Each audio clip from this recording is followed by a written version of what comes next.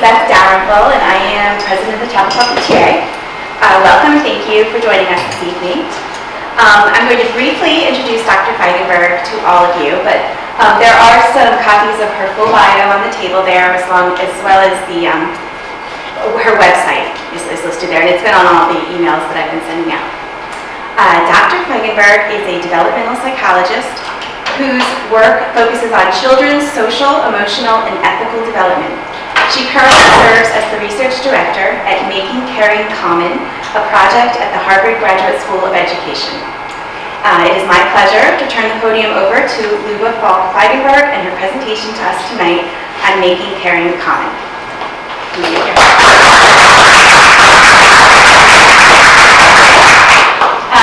Hi, nice to see you all. Thank you for the invitation. I will add to the bio by just saying that I am also trained as a school counselor and worked in K-12 settings for many years. And I also am a parent of 2 young children, a 6-year-old son and an almost 10-year-old daughter. So for those of you who are high school parents, I'm like fearful and curious about what comes next. And my kids teach me more about this stuff on a daily basis than really anything else could. So we're too big of a group to have you really introduce yourselves, and I don't want to take the time to do that, but I would love to just get a quick sense of who you are. So if you are a teacher, educator, school-based person, can you just raise your hand? Great. And if you're a parent, can you raise your hand? And some of you may raise your hand twice. Great. Parents, are your children in elementary school? Middle school? High school? Great, so we have a range. Are there other ways that you would identify yourself as a group that you want to share? Yes. Oh, hi. Thank you for being here. So you need to check in if I'm like totally off track. College age. Oh, okay. Thank you. So what we're going to talk about tonight is raising children who care about other people and their communities, who are caring and kind and empathetic. And it really is applicable across the age span. I always use slides to kind of guide me, but I hope that you will be conversational with me, so don't feel like you have to wait until the end to ask a question. If there's something that I've said that you have a question about or doesn't make sense to you, please just raise your hand and let's talk about that. And I'm actually going to start by making you talk a little bit. How many of you are familiar with a KWL chart? You?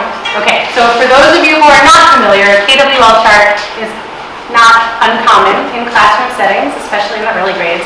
The K stands for what do we know, the W stands for what do we want to know, and the L stands for what have we learned. And it's a fairly straightforward way to kind of organize the beginning of a curriculum. So I worked in preschools for a long time, and I was working in a preschool class one day where the teacher was starting a new unit of study around sea animals. And so she had all the 4-year-olds sitting in a circle at meeting time, and she said, okay, so what do we know about sea animals? On her chart. And the kids are raising their hand, well, we know they live in the ocean, and we know that they swim, and we know that they eat seaweed. And one little boy raised his hand, and he said, well, I know that octopuses eat people. She said, okay. So they move on to the what do we want to know, and kids are raising their hands like, well, can they breathe water, and how do they get food in the ocean? And the little girl raised her hand, and she said, octopuses really eat people? And so they went about in their unit of study to find out if octopuses do in fact eat people. But what I wanted to start with was what you already know, what brought you here tonight, about raising caring and empathetic kids and about the topic of caring and empathy in general. So what do you already know about that? It's not a test, so you can just share your thoughts about it. Yes? Children model their parents sometimes. Children model their parents sometimes, yes, I would agree with that. What do you know? Well, it's important to be kind to others, and you can do that by helping others, and just like, it doesn't have to be something big, it can be something small too. Absolutely. So you can be caring by helping other people, and those acts of kindness don't have to be these big, huge things. They can be very little things that happen every day. What else do you already know? Yes? Brings people together. being caring and empathetic brings people together, forms a community. Anything else people want to share? Yeah. Well, if you have like an attitude of kindness and empathy for others, then it'll show too. Other people will be able to tell. Yeah. Absolutely. Okay, so then when you come into this room tonight, what is it that you want to know? What are you curious about? What questions do you have? How to move it from theory to practice. Yep. How to move from the abstract idea about caring into actually doing something. Kids care more. How to make kids care more. Yeah. How do these two really important ideas become really high priorities for our entire community, not just the schools, but our entire community? How do we elevate and prioritize caring and empathy for everyone? Yes. Different, what kind of things we can do, what kind of programs, like volunteering and stuff, are available. Great. I'd be curious about some people, I think, who naturally have a more compassionate, I don't want to say gene, but disposition. Yep. And so while everybody can certainly work on being more caring and empathetic, I'd love to hear you speak a little bit more about that natural disposition. Sure. Yep. One of the most common questions that I get. Or the opposite. Yeah, that always comes up too. Demonstrate any of that. Yes, right. So what do you do? How do you cultivate it? Is it something people are born with? How do you cultivate it? And what do you do if you are worried that your kid doesn't have it? Yes, those always come up as core questions. Yeah. So how does the school teach caring and empathy in general? Yep. How does it play out in a school setting? Yes. I wonder about when there's a focus on teaching caring and empathy, when it sometimes becomes a resume item instead of a natural doing it to do good, and it becomes more doing it for yourself instead of doing it to do good. Yes. How does it become a thing to do because it's the right thing to do as opposed to external praise or recognition or awards? Yeah. I kind of see that still as a positive, even if you're kind of being selfish, you still in turn might help somebody else out, even if you're selfish, you're putting it on your resume, but somebody else might benefit from it. Yeah. Yeah. It's sort of both at the same time, and how can we grapple with that dichotomy? Yeah. I have a feeling, and I may be completely wrong, that caring and empathy is a muscle. So if you have been cared for and empathized with, you kind of know how to do it. And if you've not been given a caring and empathizing atmosphere anyway, it's hard for you to know how to put it in practice. You know the word. You don't know what to say when you empathize. So that, I think, is what I mean. Yeah. Yeah, so I hear in your question something about the experience, I hear about the modeling again, and about the practice, all of which we're going to talk about too. Do you have another question? Well, like, kind of, like caring and empathy in, like, studies and how, like, how people react and, how that plays out in their brain and stuff like that. Yeah, very big questions for sure. Okay, so thank you. I hope I will address all of those questions at some point, and if I don't, please bring them back to me and remind me. And like I said, please continue to ask me questions along the way about what makes sense. So let's start with what empathy is. And I sort of use the words caring and empathy interchangeably as I will talk this evening. But empathy is a specific thing that has a lot of research around it. And usually what people think about when they think about empathy is taking someone else's perspective, right? So can you think about what it is like to be someone else? Can you put yourself in someone else's shoes? That's the most common language that gets used around empathy. And that is a big piece of it. It's kind of this cognitive, abstract thinking ability to step outside yourself and think about what it might be like to be somebody else. But empathy is also a lot more than that. It's not only being able to take someone else's perspective, but it's also about understanding how someone else is feeling. And that's different from sympathy, which is kind of feeling what they're feeling. And empathy is more about trying to understand what the other person might be feeling, which really requires some distance. It's not about like being in the same situation. It's about imagining what it might be like to be that other person. So that requires an awareness that other people think similarly to you, right? So in situations where, for kids, if another child has lost a toy, being able to say like, oh, I've lost a toy before. I know what that feels like. We think similarly. But it also means that you understand that other people might think really differently from you. And I think this is a piece that I hope we'll talk about as the evening goes on too, especially in moments in history like now, where there are people who think really differently from us. How can we try to imagine what they might be thinking and feeling, even if it is completely against everything we believe? And that is a really hard kind of empathy to have. This came up in some of your questions. The idea that you can understand how someone else is feeling, you can think about what it might be like to be them, is necessary before you're able to take any kind of positive action to help somebody else, or to stand up for somebody else, or to do something that contributes to the community. So you have to be able to take that other frame of thought before you can act, but it doesn't necessitate that you will act in those kinds of ways, right? So there's lots of examples, especially when you think about kids in bullying situations. And this used to come up all the time when I was working with kids in counseling settings. And you would talk to kids about, they would see some situation unfold. They knew that people were doing things that were not kind. They knew that the right thing to do was to stand up and say something, or to go and tell a teacher, but they didn't do it, right? And it's not because they weren't empathetic necessarily. There were lots of other things going on in those situations that limited their ability to act, or maybe they didn't feel safe to act, or maybe they had other strategies that they felt like were going to be more productive. So even though empathy is necessary for those pro-social behaviors, it's not always going to be enough. Does that make sense? And the last thing I would say is that there's lots of people who are able to think about how other people are thinking and feeling, and they can use that in negative ways.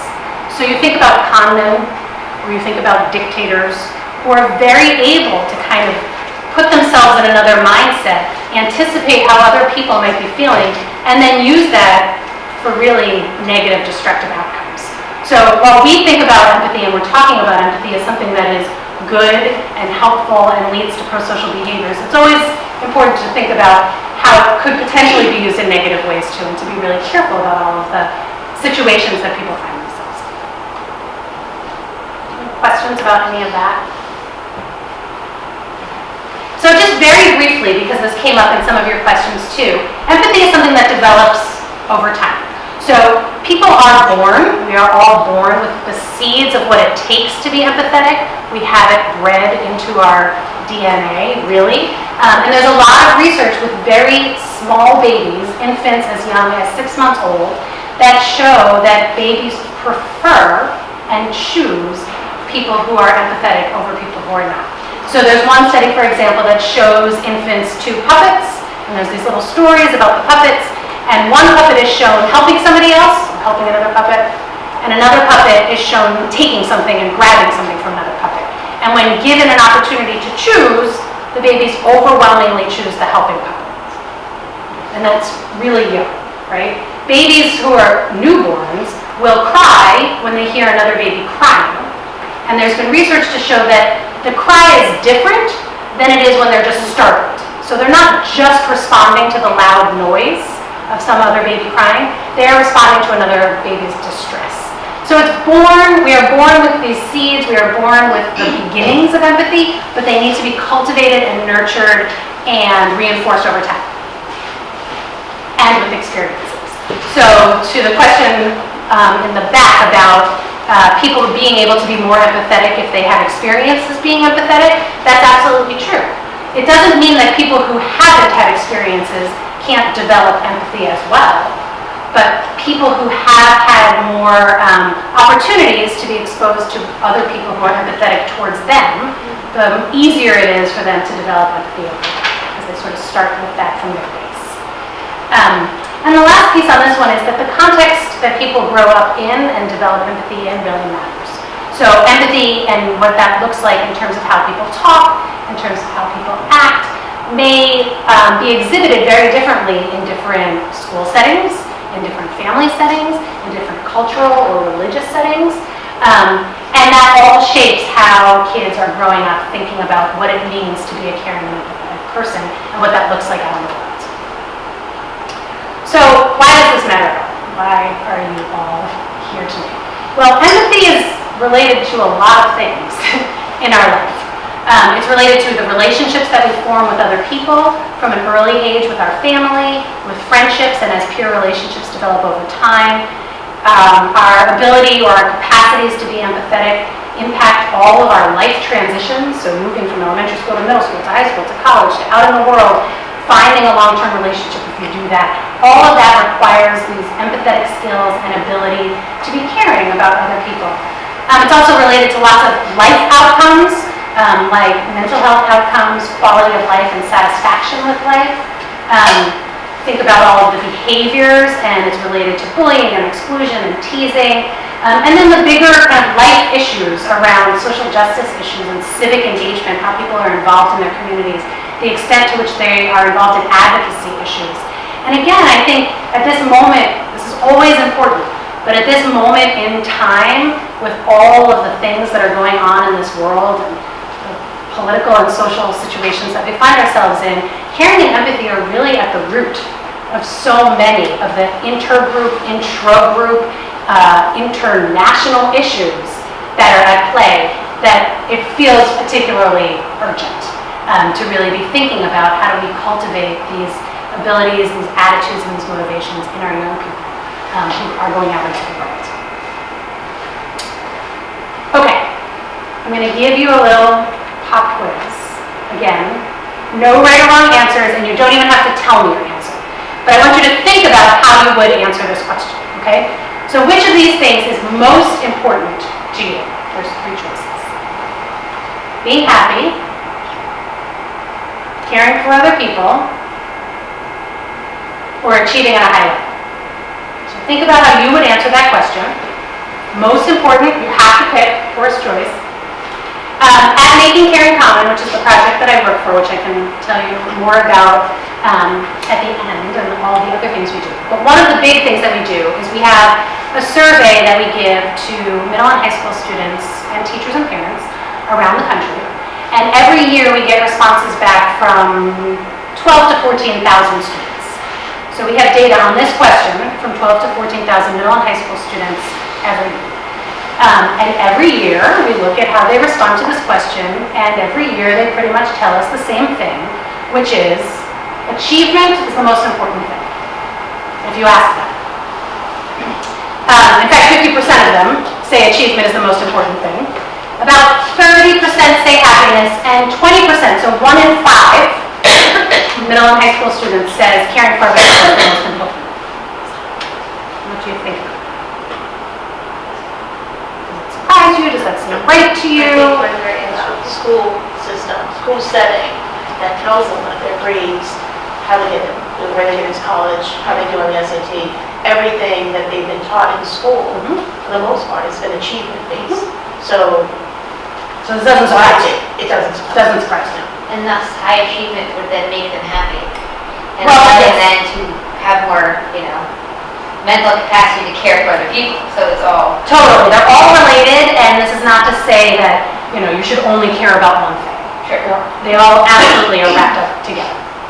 Yeah. I thought that they would be more equally balanced because, all of these are very important. So, I thought that it would be more of a equal.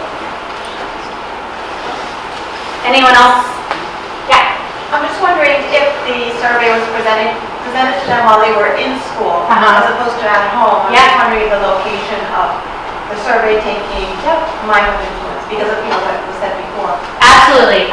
Most often it is presented to them in school as an online survey, but the way we reach students is through our connections with schools. So usually they are taking the survey in the school setting, which is a great point. Is this an aggregate of all the years you've done it? Or This is a snapshot, but when we look across the years, and is it the same kids you're asking every year? No, it's different kids. There's probably some kids, but we're not following the same kids. No, I would love to. Okay, so this is what young people say is most important to them. Then we ask the question again, and we say, young people, what do you think is most important to the adults in your life? Parents and teachers. And they tell us, achievement. And then it becomes even more. 55% of them say achievement, about 22% say happiness, and less than 20% say caring for other people.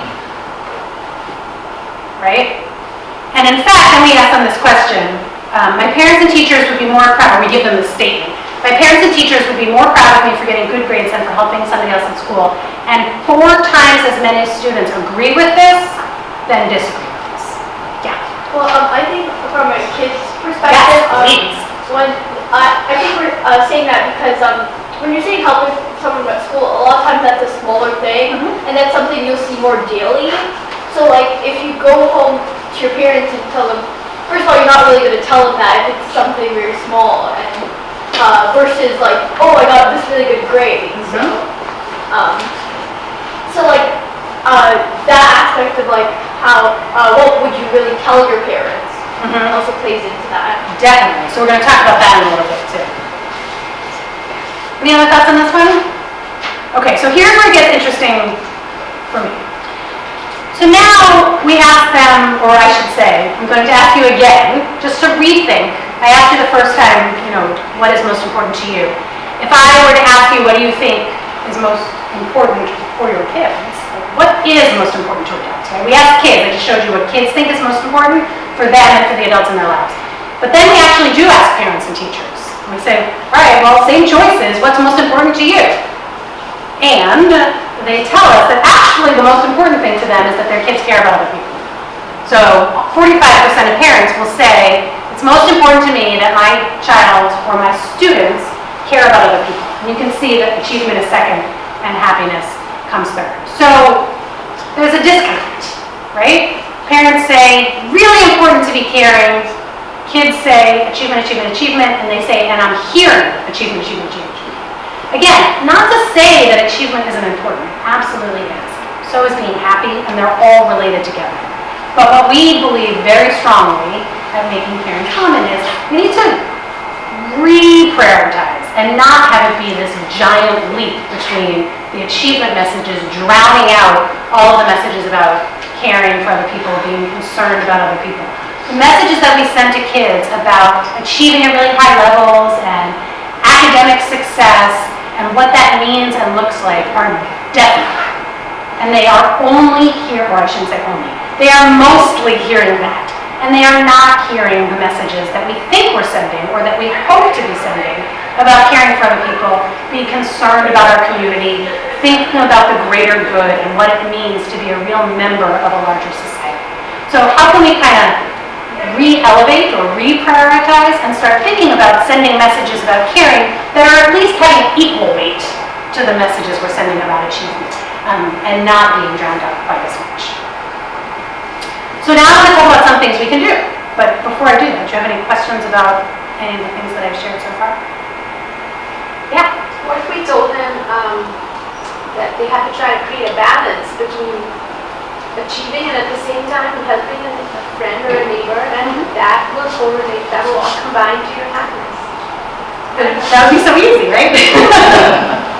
Yeah, and then Well, I think that the fact that our grades are like something mark is put on them, it puts a lot more value on it. So versus like be kind to others, which doesn't, like, I guess since it doesn't have a value on it, it doesn't seem as much important to some people, or maybe just seems like, another thing that you hear daily. So absolutely.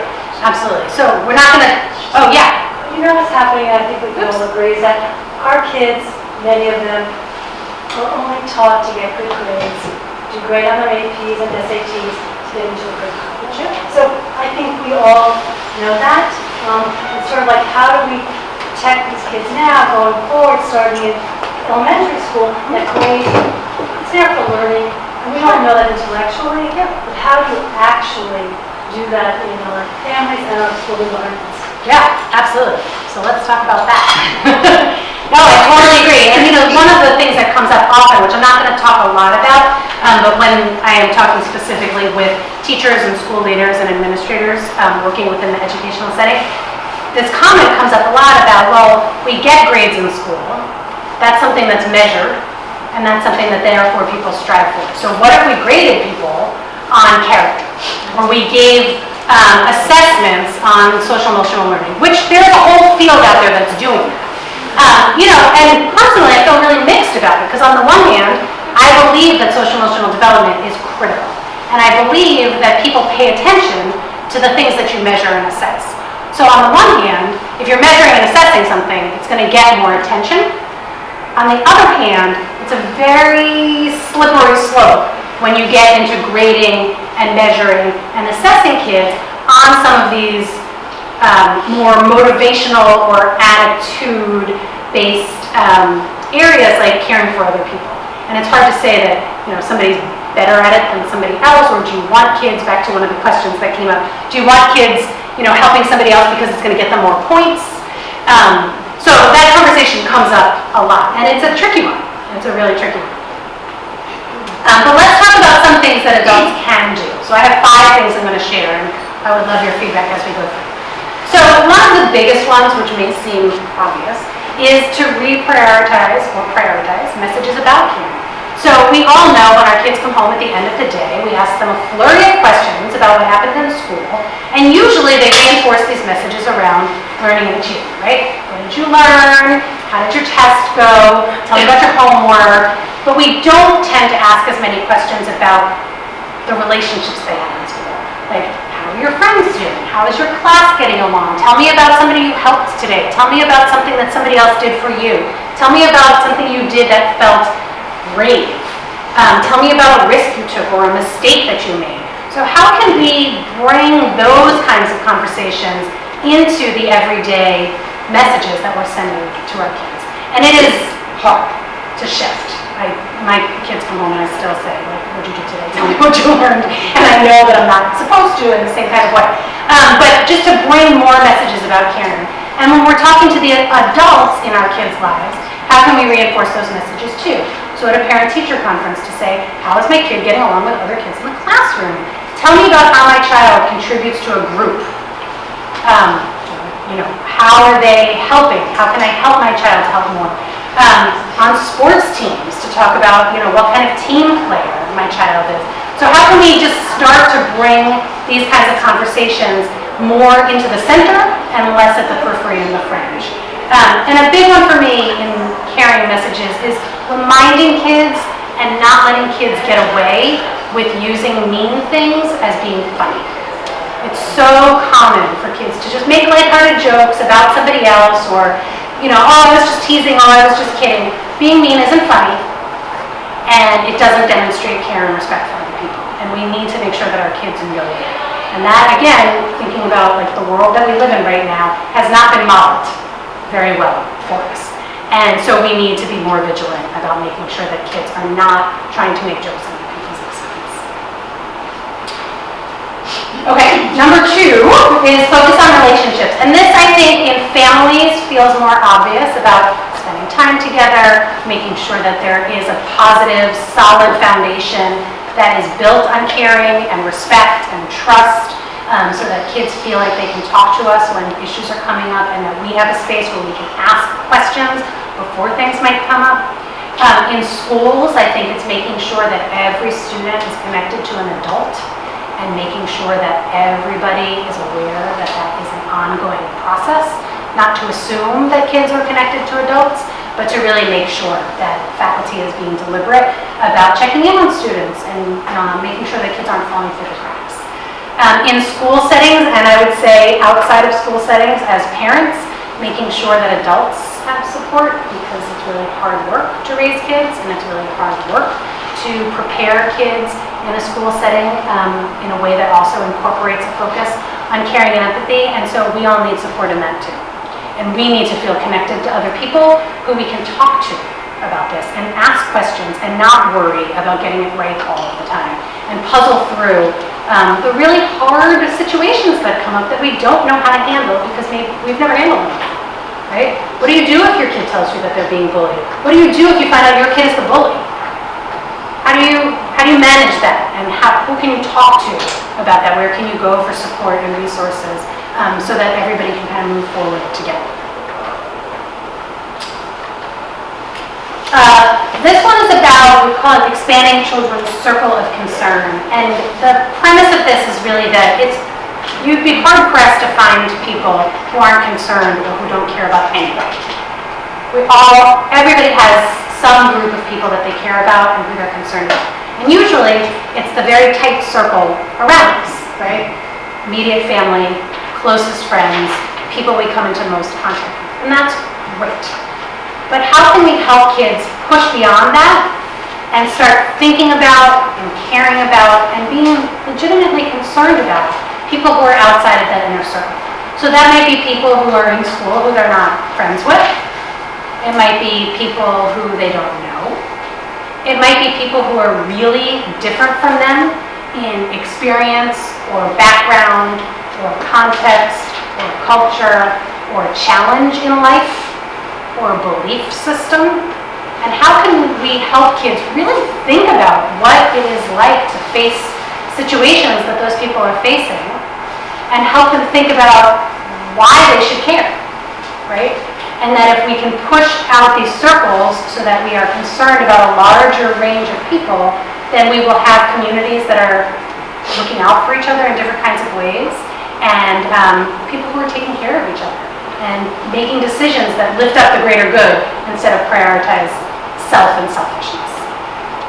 And so there's a lot of ways to think about doing that, but including those kinds of conversations, I think with young kids, it's easier to do that through books and movies and what you see on TV maybe or magazines. And with older kids too, really thinking about how can you talk about the news together and think about people who might live in a really different context and what that would be like. And, how are they similar? How are they different? Why does that matter? And how are we kind of all in this together? We good? Okay. There's two more and then we'll pause for questions and comments and thoughts. So this came up in the questions too around, are kids born with empathy? Is it something you can teach them? I think a really big, important piece is giving kids lots of opportunities to practice. So to practice taking other people's perspective, to practice caring for others, to practice acting on behalf of others. And a big piece of this, I think, is doing service work or volunteering together in a way that feels like it is contributing and helping, but also joining with other people. So not coming into a situation and saying, I know what's best here for these people and I'm going to help, but figuring out how to partner with another group or another community and really figure out what would be helpful. How can we support the work you're already doing? What would be helpful to you and how can we contribute to that?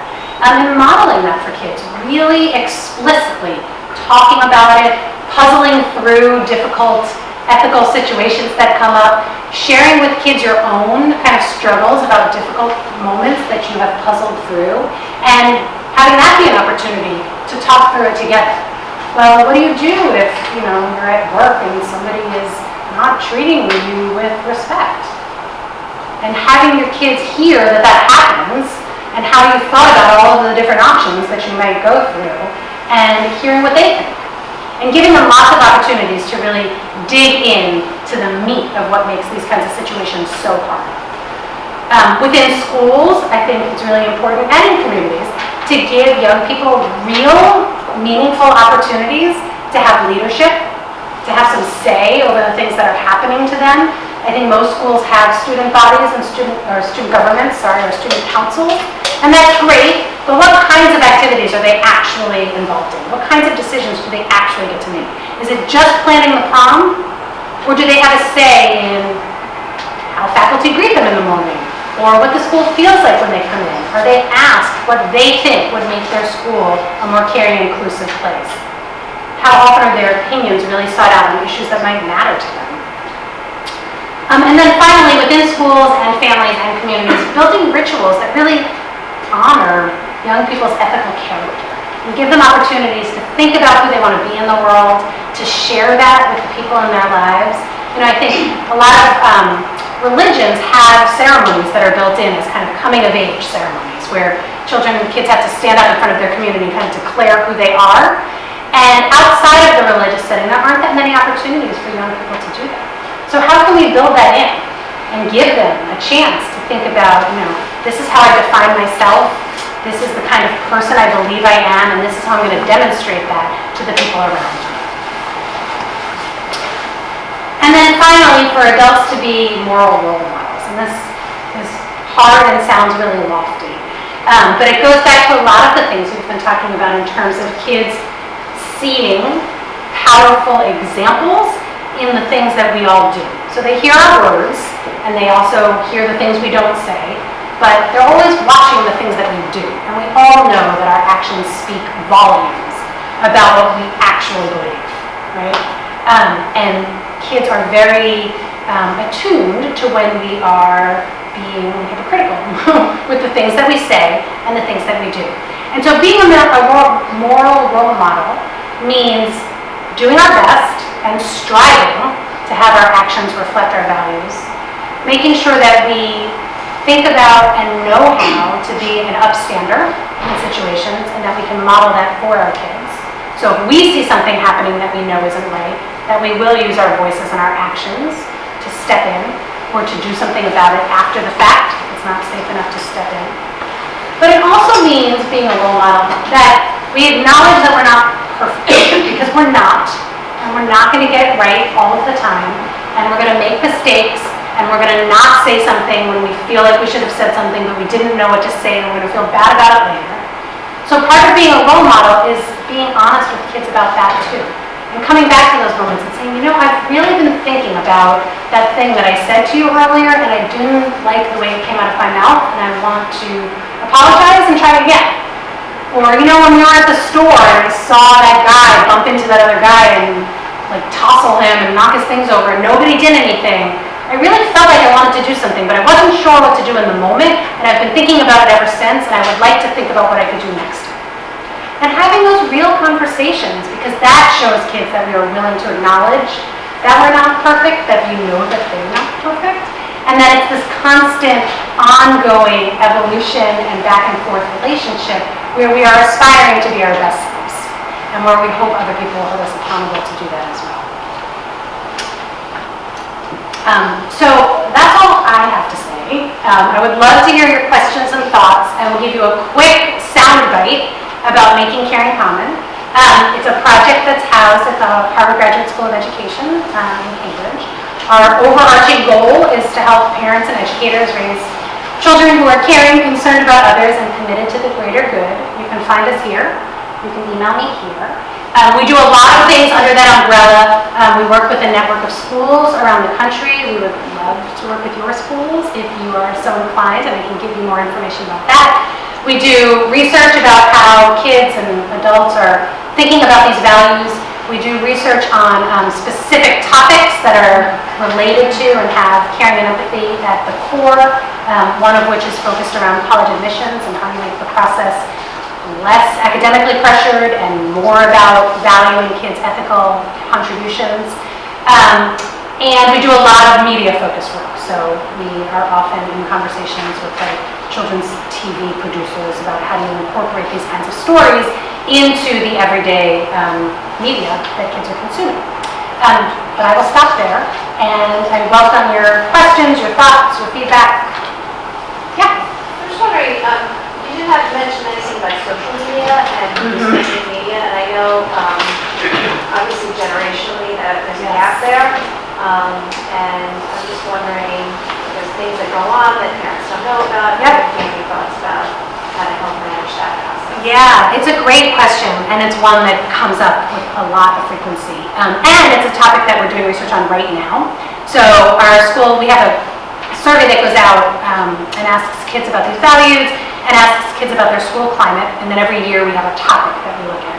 And this year it's social media. So we ask kids sort of some of the basic questions about how do you use social media, what platforms do you use, but we're really interested in knowing more about how they're using social media to negotiate relationships, and how they're specifically specifically using social media to demonstrate care and concern for other people, whether that be their friends or issues that they care about. And what we've been hearing from them so far, anecdotally, is that all of the issues, as we know, all of the issues that come up in relationships, face-to-face, come up online, and in similar ways and in different ways. And that kids overwhelmingly aren't going to adults when they have problems online. And we know that parents are concerned because it's happening all of the time in their lives and we don't know what they're doing necessarily. And schools are concerned because the issues that happen online come into school and the issues that happen in school continue on social media. And so we're in the midst of trying to figure out what that means and how we can contribute some resources and tools for parents and for educators to kind of enter into that conversation and help kids think about the ways that they use social media productively, constructively, and how to sort of navigate conflicts when they happen. Yeah. I find in elementary school, there's two different things when it comes to caring and kindness that I see that concern me. Yeah. One is there's this sort of, among some people, there's this blanket idea that young children are not unkind, which I find a little bit beyond unbelievable. And there's also the conflation of indifference and kindness that I see that happens a lot. Like, they will see children be nice in a second and then be entirely indifferent to that child for a whole period of time. And there's this feeling that, oh, well, that child's kind because they said hello. And there's nothing deeper than that. And the children don't understand that they understand when it happens to them that isn't a relationship. But they don't understand when they're giving sort of that little hello and going on and never even looking back. That is not building a relationship. And those are the two things that I see in elementary school that sort of slide under the radar of everything's okay. Yeah, well, to your second point, I agree. I think that sometimes kindness and caring get watered down to being nice. And, there's a lot of emphasis on being nice to other people and being polite, which is very important, right? Absolutely. But I would agree with what I think is one of the deeper issues we're talking about. That's not, it's pretty superficial. And how do we help kids go deeper than that and really think about, saying hello to somebody else, yes, is common courtesy, but what does it look like to really be kind, to really care for them, to really demonstrate respect for them? And I think, again, that's a place where, as adults, it's on us to show kids what that really looks like in our relationships with other people, and to talk with kids about times that we have helped somebody else, like gone out of our way to help somebody else where we know somebody's having a hard time and we brought food over, or somebody was not feeling as positively and we called them to see how they're doing, and really explicitly kind of unpacking that for kids. Like, we do that because we care about them, and when we care about people, we make sure that they're doing okay and we try to help when we can. I also think in school settings that requires real emphasis on building a community in the classroom in ways that go beyond knowing everybody's name kind of in elementary school, or maybe standing next to somebody online and being partners. But thinking about, when you're working in a partnership or you're working in a group, what does it mean to be a good peer to that person? How do we help take care of our classmates, even if they're not our friends? I think sometimes there's this emphasis on we're all friends here, but what does that really mean? And maybe we're not friends, and that's okay, but we're in this classroom together. We need to know how to work together. We need to know how to take care of each other. And I think that's particularly important when some kids might be struggling in ways that other kids are not. And so, how can we as a class kind of come together and help lift this kid up? Because they're clearly having a hard time right now. And so it's not just about all of us sitting and waiting for this kid to be able to pull himself or herself together, but how can we help? Because that's what we do when we really care about each other. Does that answer your question? Yeah. So back to the whole friends thing. Yeah. And social media. Yeah. On social media, everyone is called a friend. There's no hierarchy, there's no delineation, so everybody's a friend. Yeah. So how do you teach kids who grow up thinking that the term friend means something very different Yeah. than when we grew up. Yeah. So do we have to create a new word? Do we have to change the word, the definition of the word friend and friendship? Or, how do you teach kids that know that person that you only Instagram once every, whatever, is not truly your friend? Right. No, that's a great question, and the terminology, you're right, is really tricky. It's funny, because when I was working with kids years ago now, but in middle school, and they were very clear that not everybody was their friend. They had associates and they had friends.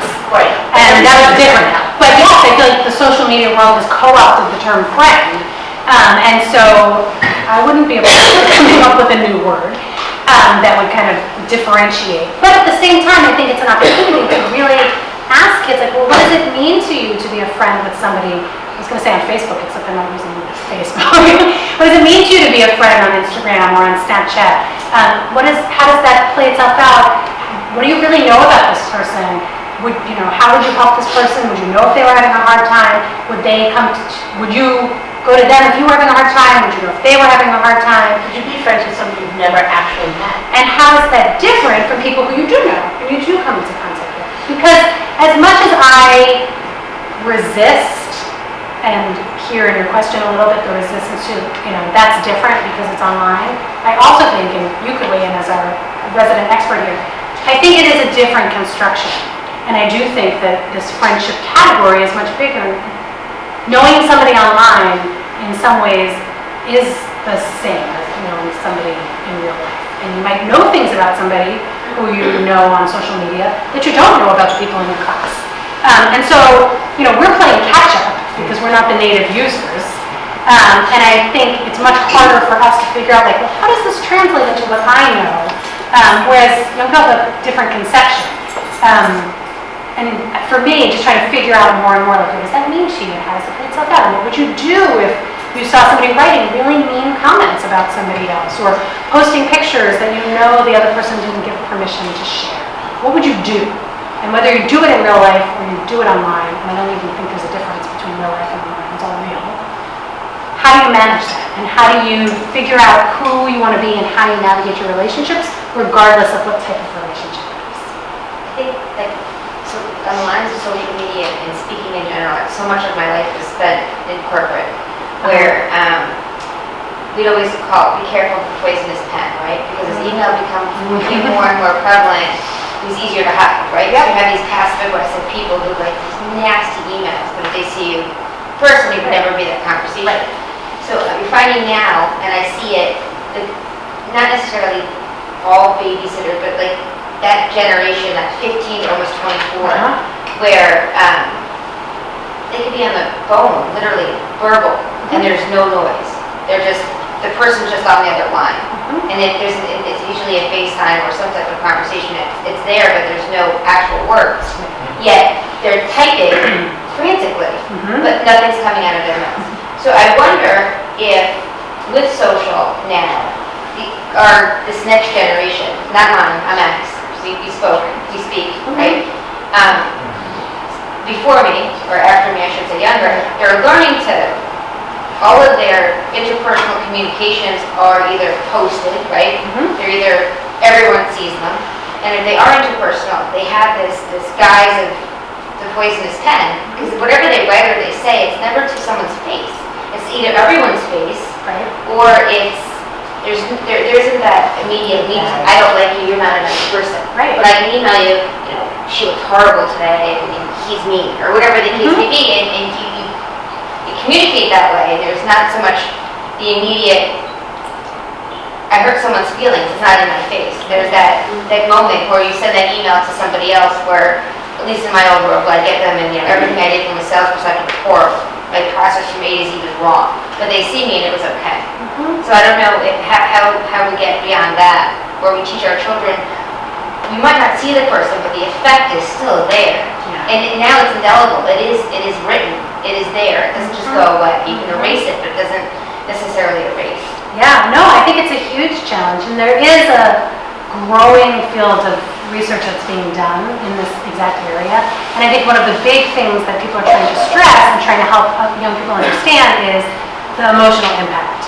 that it has when people are writing things or sharing. You know, you think about all of the videos that get posted of people making simple mistakes, right? Like, think about when we were in middle school and you would like trip in the lunchroom, it was so embarrassing and horrifying, and then it was done, and maybe word would get around, but like if you didn't see it, it was over, and now it's on YouTube like forever, and and it gets spread around, and I think part of what this new field of research on social media is trying to do is help people understand that those things do have a real emotional impact, and they can be devastating to kids, and the impact of cyberbullying can be as great or greater than the kind of in-person bullying that kids are experiencing. And so how do we help them figure out how to not do it, but also kind of support kids that they may see being victimized in those kinds of ways? It's almost like there's this disconnect between like the immediate responsibility Yeah. of the effect. Yep. Because they're not there. Right. They're physically not happening. Right. It's a strange sort of delayed and immediate at the same time. Right. I'm wondering if you guys have attributed any of this to a shift in family values or behaviors. You spoke about role models. I feel like my kids, compared to when I was a child, have much more interaction with other people all the time. Sports are more frequent. Weekends might be more with other people than with family at the dinner table. Like our kids are outsourced a lot, camps, after school, sports. So it becomes harder and harder to reel it in and have those consistent influences. Has that been something you... Yeah, we haven't looked at that specifically. I mean, I think people wonder that a lot, and I think it kind of goes both ways. Like we sometimes have, I think there's people who wonder about, is the kind of family structure, the community feel, our school and religious institutions and the role that they play in raising ethical kids, is that kind of deteriorating? And maybe that's why kids are not prioritizing caring and empathy in the same kind of way, because they're not getting those messages as consistently and strongly. On the flip side, I think that there are people who are saying, well, actually, there's way more talk about it now. I mean, the field of empathy research, social emotional learning in schools, looking at school climate, thinking about kids' mental health, is a buzz in a way that it wasn't even 7 to 10 years ago. So, sometimes people say, well, there's so much more influence in that area now, so much more conversation happening. Maybe kids are thinking about it and we're all talking about it more than we used to. And I don't know that anybody really has an answer to that. I mean, to your question about are we tracking kids over time, I would love to track kids over time and see kind of if and how they're thinking about this differently. Oftentimes people will say, because the kids in this sample are Gen X or even a little older parents, and people are saying, well, what about millennials who are having kids? Like maybe their kids are getting different messages, or how does that look different? And so, assuming our project continues, time will tell, and we'll get a sense of, I don't know, is there a shift in generations of parents thinking about how they talk with kids, or the social media messages as the parenting generation becomes more and more native themselves in the social media world? I think we'll see. Yeah. Does your research have any data regarding self-identification of introvert or extrovert, and also male and female? Male and female, yes. And we don't see dramatic differences. Sometimes people assume that we would, given that caring tends to stereotypically be more associated with feminine characteristics. We don't really see gender differences that much. We don't ask about introvert and extrovert, although that would be fascinating. Sometimes we don't share publicly, but schools that are part of our network, they get their results back school by school.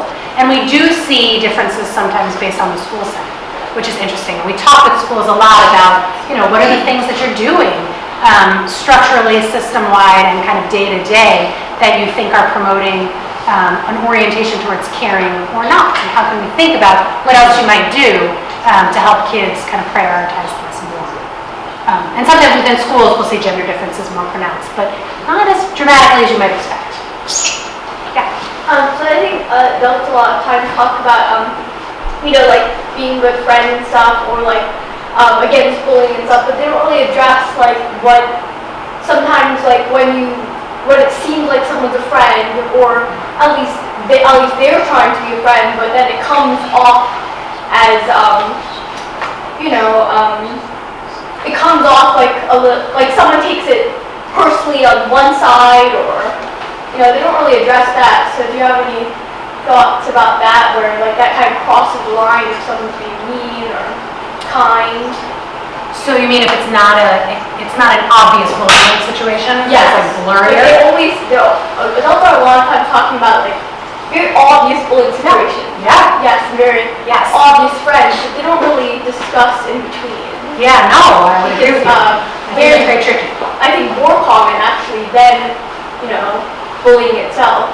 I would totally agree, and I think that if you ask most kids, like, have you bullied somebody else, they're gonna say no, right? But there's lots of things that kids do, that we all do, that are not necessarily kind.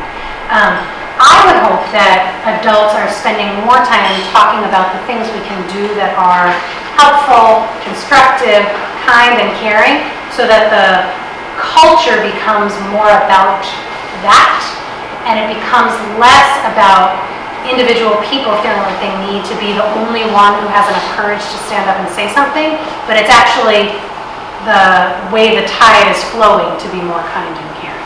So that fewer bullying and blurry actions are happening because more people are already sort of a sea change. But then there's like prevention, and then and that's like more elementary and younger, but like once you get to middle school and high school and those kind of things are happening and they've already happened, they can't be prevented. What do you feel about how to deal with those situations? Yeah, well, I think it's really hard to deal with those situations, whether you're in high school or as an adult. I think it's really hard to stand up and say something and put yourself out there in those kinds of ways. I also think it's really important and takes a lot of practice.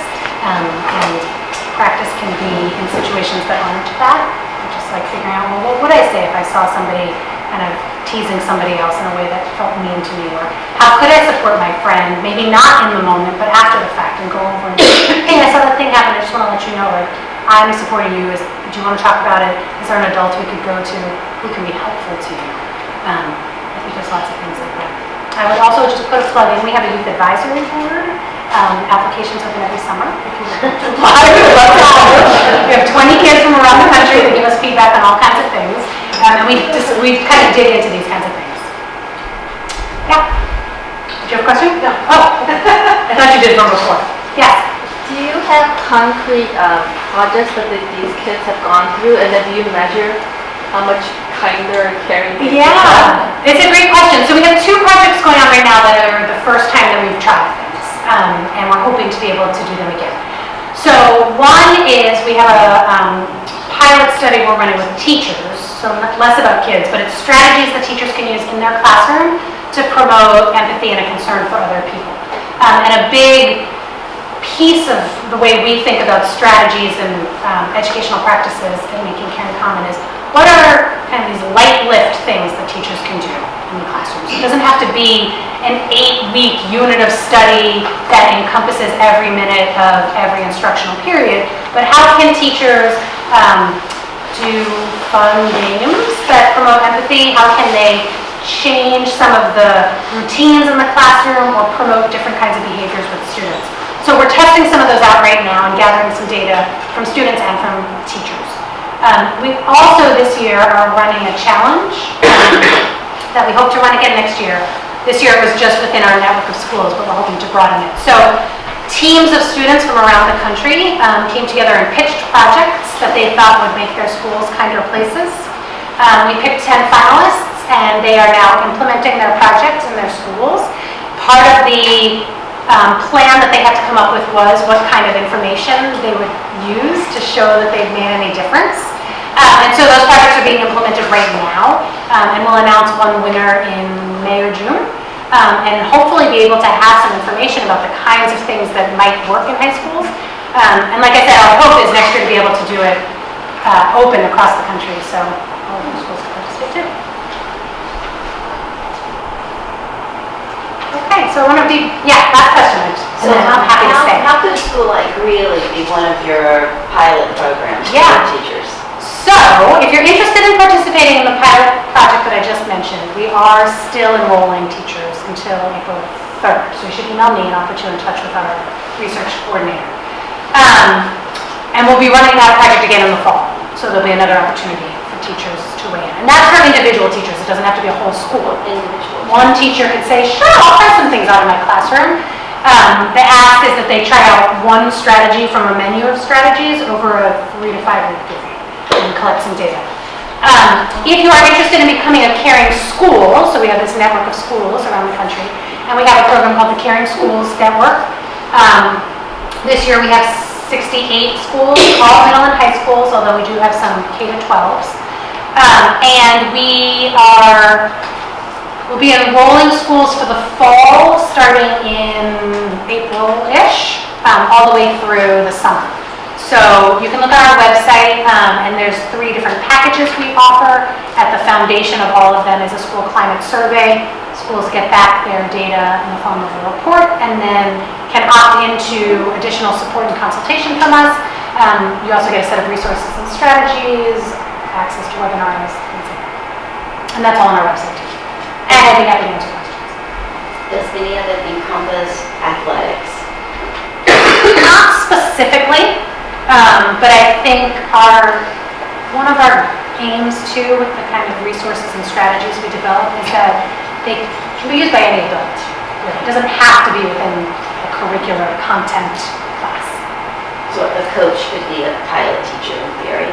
In theory, yeah. And we could totally work with a coach who might want to participate. So I'm happy to stay and answer other questions if people have individual questions. Please stay in touch if you want to, and thank you so much for coming out tonight.